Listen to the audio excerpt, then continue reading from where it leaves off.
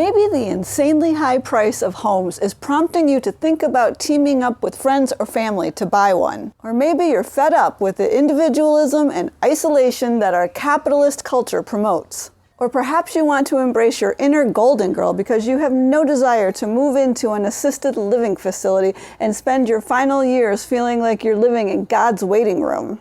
There are a whole host of reasons that are prompting people of all ages and from all walks of life to consider buying a house, a duplex, an apartment building, or an empty lot to build on together. This may not be as unconventional or uncommon as you think. According to a 2024 survey, nearly 15% of Americans had co-purchased a home with someone who isn't a romantic partner, and almost 50% say they'd consider it.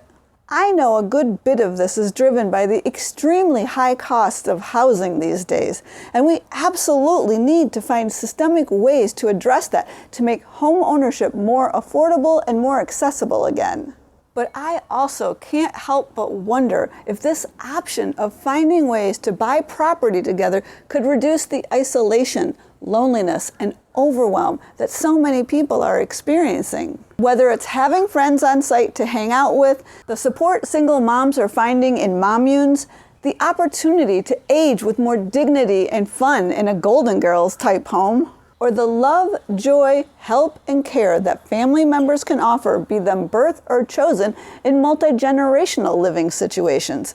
It seems to me there can be multiple upsides to buying property together, where our housing choice becomes part of the solution to some of society's major challenges. Co-buying a house certainly makes an already complex process a bit more complicated. That shouldn't deter you, but it's also not something to take lightly. There's a lot at stake financially, legally, and emotionally for all parties involved. Whatever it is that has you pondering the idea of buying property with others, in this video, I want to share some resources to help you better navigate all aspects of the process.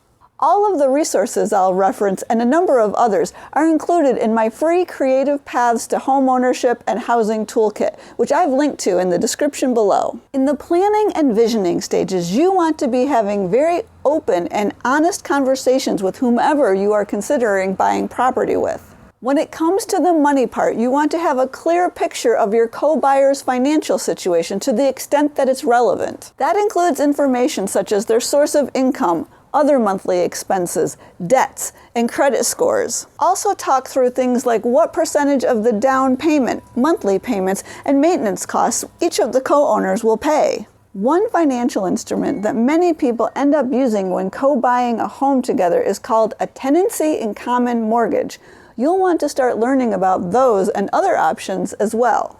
The legal side of things involves thinking about the safeguards you want to put in place to legally protect all parties involved. Co-buyers would be wise to draft and sign a legally binding document that outlines things like how they'll handle it if one of the co-owners wants to move out or sell their share. What common areas of the property will be shared by all owners? Can the property be used for a home business?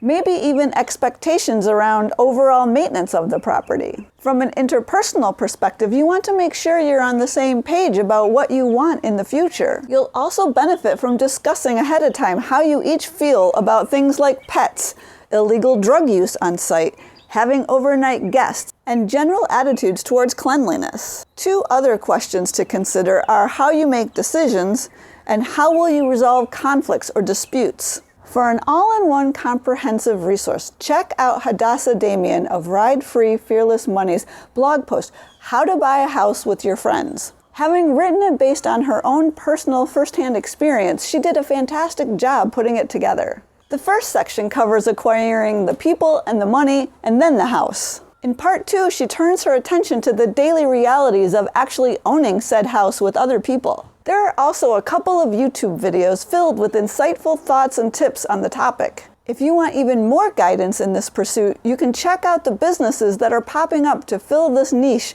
such as co-buying. You can also think bigger than just buying a house together.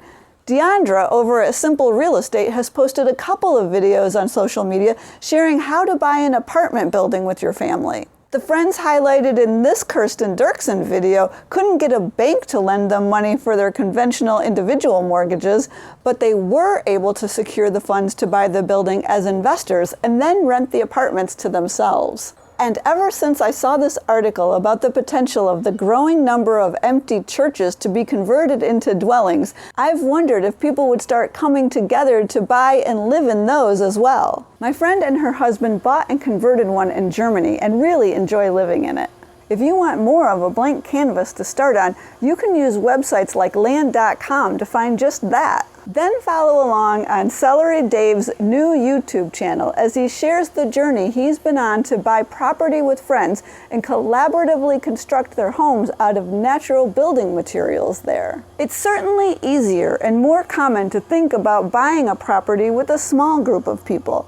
But for those of you with grander aspirations of creating a variation of an eco-village or an intentional community, I recommend familiarizing yourselves with the contents of the Sustainable Economies Law Center's extremely valuable co-housing legal toolkit. Speaking of larger visions and the Sustainable Economies Law Center, there's also their pilot project, the East Bay Permanent Real Estate Cooperative, which is an excellent solidarity economy example of how to make homeownership more accessible. It creates pathways for everyday people to organize, finance, acquire, and co-steward land and housing to take property off the speculative market for good. And the excellent work of the Sustainable Economies Law Center also includes their very thorough legal and structural guide to starting a permanent real estate cooperative. And while Golden Girl houses have so much to offer, there's a great deal to be gained by developing more innovative intergenerational housing options as well. These arrangements offer cross-generational connections and learning opportunities,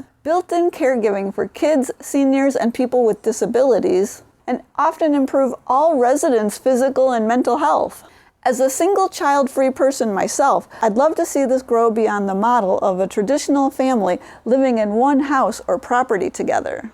I've heard of some intriguing larger-scale examples of institutions or facilities providing this, but I'd like to see it happening on a smaller, more organic level as well, and in a way that it sets up the younger adults involved on a path to home ownership, not just getting free or reduced rent in exchange for looking after or interacting with elderly residents. As we navigate a world shaped by climate disruption, economic instability, and a housing system that increasingly fails ordinary people, co-buying offers more than just a creative workaround. It's a chance to reclaim agency and rebuild the kind of connected, interdependent lives many of us are longing for. Whether you're dreaming of a small shared home, a multi-generational haven, or something as bold as a cooperative or community-owned project, these models remind us that resilience is built together. By pooling resources, sharing care, and designing our housing with intention, we're not only creating stability for ourselves, we're quietly building the foundations of a future that isn't dictated by profit, but by people, community, and possibility. Now, even if you already own your own home, you'll want to watch this video next, so you can learn how to bring more regenerative, post-capitalist possibility into your everyday life at any age.